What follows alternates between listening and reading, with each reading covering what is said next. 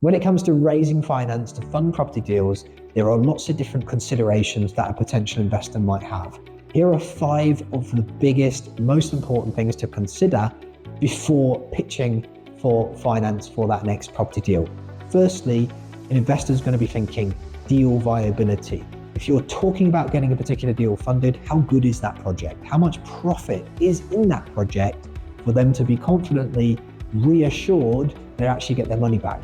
So this is all about doing your due diligence, doing your homework, making sure that you can analyze the deal properly, that you've looked at desktop research for sold prices of similar properties in the area on the likes of Rightmove sold prices, Zoopla, net house prices, etc. You've collated all that information to know what the property that you're looking at is going to actually sell for once you finish the refurb. Also, you go a step further. You speak to local estate agents, you get more up-to-date information in terms of sold price data, because a lot of the things that you find on those data portals like Rightmove, etc., can be great, but some of it can be out of date.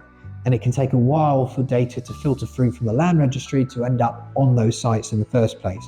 So go that step further and speak to agents and see what's happening in the market more recently about properties that might be under offer that might not yet go through onto the land registry and therefore won't be on those portals. So go that step further to reassure your investor you've actually got a really good deal. Secondly, trust. Do they trust you enough to loan you money? Now, this is one thing that can take a while to build depending on the type of person that you're speaking to, how risk averse they might be. They're probably not necessarily, in most cases, going to want to do business with you straight away after the first meeting. It takes a while to build trust. So don't make the mistake of thinking, I've gone to a networking event, I've handed out some business cards, I've spoken to a lot of people, I've got no money, I've got no investors, this doesn't work.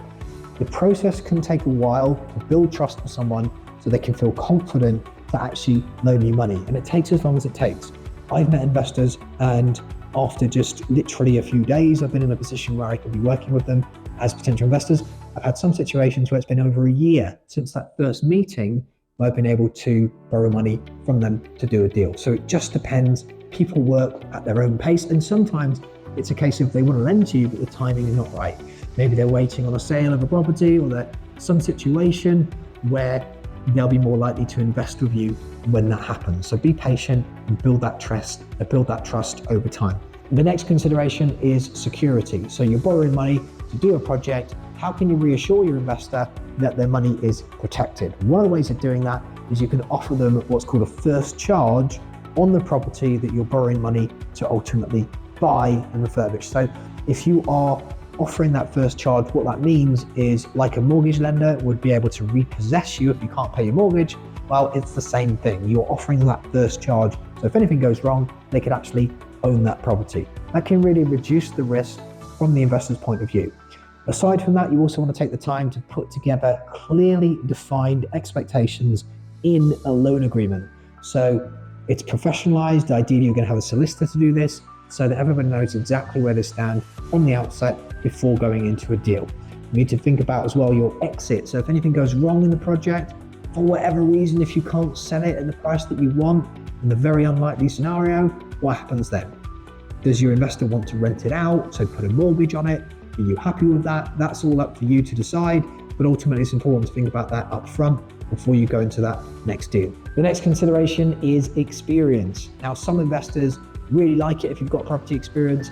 Don't let it put you off if you don't have any. I got my first flip project funded by someone else. The crucial thing is, if you don't have experience, is that you do everything else right in all other areas. So it's even more important that you have a deal that's really viable, that you work on building trust, that you ultimately mitigate risk through ensuring that your investor is protected when they loan money to you. So there's so many things to consider here. Experience, yes, it can be important to some people, but don't let it put you off. There's so many other things that you need to consider when it comes to raising finance, and these are just a few of them. Finally, we need to look at solving problems. If you're looking to raise money to fund that next property project, you need to make sure that you're actually solving a problem. So what I mean by that is, if you're speaking to someone as a potential investor who's got loads of money, they could in theory be someone to borrow money from.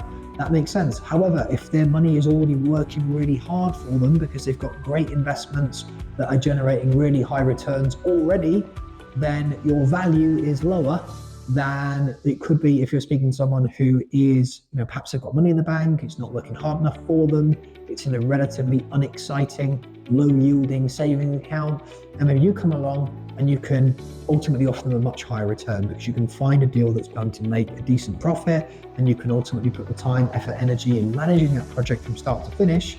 They don't have to do anything, but they might have money that can ultimately help you do that. And that's a win-win scenario. So it's about solving a problem. It needs to be a scenario where they feel their money isn't actually working hard enough for them. Don't focus on the wrong people and focus instead on ensuring that you're solving the problem. So there are 5 of the considerations when it comes to raising finance. Hopefully you found this video useful in some way. If so, go ahead, like the video, subscribe to the channel, and you'll see me again in the next one very soon.